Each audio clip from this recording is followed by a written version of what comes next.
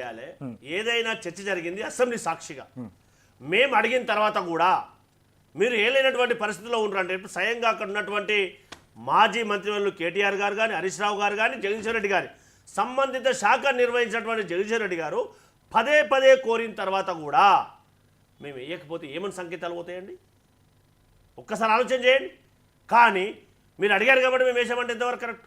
అంటే ప్రభుత్వం యొక్క బాధ్యత ఏం జరిగిందని చెప్పవలసినటువంటి బాధ్యత మా మీద ఉంది కదా. సమాధానం ప్రజలకు సమాధానం చెప్పవలసినటువంటి బాధ్యత మా మీద ఉంది కదా. బాధ్యత ప్రభుత్వం మీద ఉంటుంది కదా. కాబట్టి అది మర్చి మాట్లాడడం ఎంతవరకు సమంజసమండి? అడిగే ముందు ఒక బాధ్యత కలిగినటువంటి మాజీ మంత్రివర్యులు, సంబంధిత శాఖ మంత్రివర్యులు మాట్లాడే ముందు కూడా ఆలోచన చేయాలి కదా.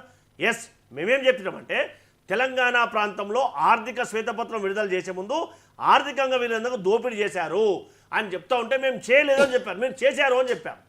వాస్తవాలు నిరూపించాం, అంకెలతో పాటు నిరూపించాం, ప్రజలకు చెప్పాం. అది చెప్తా ఉంటే మేము చేయలేదని చెప్పారు. కాబట్టి ప్రభుత్వం ఒక నిర్ణయం తీసుకున్నప్పుడు, ప్రభుత్వం అంటే ప్రజలు కదా, ప్రజలు నిర్ణయం తీసుకున్నప్పుడు దాన్ని స్వాగతించకుండా ఎక్కడో మాట్లాడితే ఎంతవరకు సమంజసమండి? అంటే ఒక వ్యక్తి చేస్తేనేమో కరెక్టు, ఇంకోటి చేస్తే తప్పనట్టు మాట్లాడడం సమంజసమా? కాబట్టి గతంలో 9.5 సంవత్సరాలు వాళ్ళు చేసినటువంటి ఏదైతే ఉందో వారే కదా స్వయంగా కోరుకున్నది. దాని మీద ఎంక్వైరీ కమిషన్ వేస్తే దాని మీద సమంజసమండి? ఏదైతే వీళ్ళు కమిషన్ చిన్న టెక్నికల్ ఇష్యూ అంటే ఎక్కువ మాట్లాడడం వల్ల మీనింగ్లెస్. వీళ్ళు కమిషన్ మీద హైకోర్టుకి వెళ్ళారు. హైకోర్టు ఏం చేసిందండి? ఈ రోజు జరిగిన పరిణామం ఎగ్జాంపుల్, లైవ్ ఎగ్జాంపుల్, కరెంట్ కదా మనం మాట్లాడాల్సింది, కరెంట్ ఇష్యూ కదా మనం మాట్లాడాల్సింది. స్టే ఇచ్చిందా లేదా? దాంతోపాటు స్వయంగా ముఖ్యమంత్రి గారు ఏం చెప్పారు? ఎస్, మీకు నరసింహారెడ్డి గారి మీద నమ్మకం లేదా, లేకపోతే మీకు ప్రజల మీద నమ్మకం లేదా, ప్రభుత్వం మీద నమ్మకం లేదా, అంత కాదు అంటే మీరు ఏదైతే చెప్పదలుచుకున్నారో అది యావత్ భారతదేశం అంతా వినేట్టుగా లైవ్ పెడదామని చెప్పారు. మీ యొక్క భావాన్ని చెప్పండి, మీరు చేసినటువంటి మీ ఘనతను చెప్పండి. అది చెప్పకుండా మాట్లాడడం ఎంతవరకు? అది మాట్లాడకుండా, అది డిస్కస్ చేయకుండా మీరు మాట్లాడడం ఎంతవరకు? గగ్గోలు పెట్టుకోవడం సమంజసమా? లేదు. కాబట్టి ఇప్పటికైనా మేమేం చెప్తున్నామంటే ఫైనల్ గా మీరు ఏం చెప్తారో అది చెప్పండి. తప్పకుండా ఏదైతే తెలంగాణ రాష్ట్రంలో ఉన్నటువంటి ఆర్థిక దోపిడీకి పాల్పడరు కాబట్టి ప్రజాప్రభుత్వం ఖచ్చితంగా ప్రజల పక్షాన నిలబడుతుంది. మేము ఇచ్చినటువంటి హామీలకు 100% అన్ని కూడా నెరవేరుస్తాం.